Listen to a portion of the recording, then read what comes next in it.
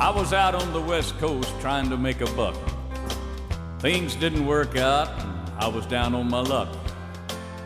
Got tired of roaming and bumming around, so I started thumbing back east toward my hometown. Now I made a lot of miles the first 2 days, and I figured I'd be home in a week if my luck held out this way. But the third night out, I got stranded way out of town. At a cold and lonely crossroads, rain was pouring down. I was hungry and freezing and done caught a chill when the lights of a big semi topped the hill.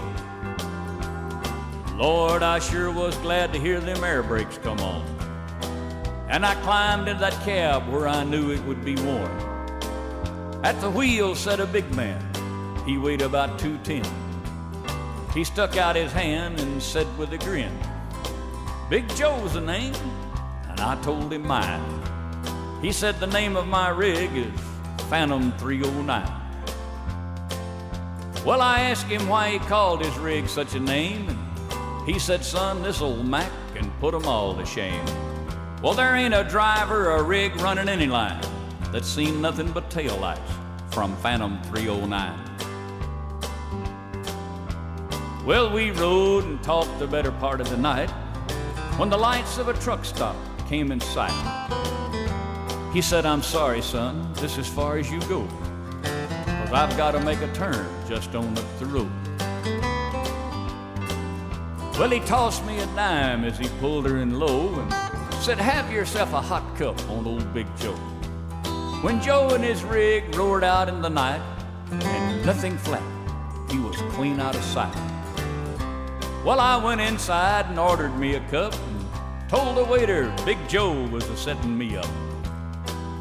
Oh, you could have heard a pin drop. It got deathly quiet, and the waiter's face turned kind of white. Well, did I say something wrong?" I said with a halfway grin. He said, "Nah, this happens every now and then. Every driver in here knows Big Joe. But son, let me tell you what happened about 10 years ago.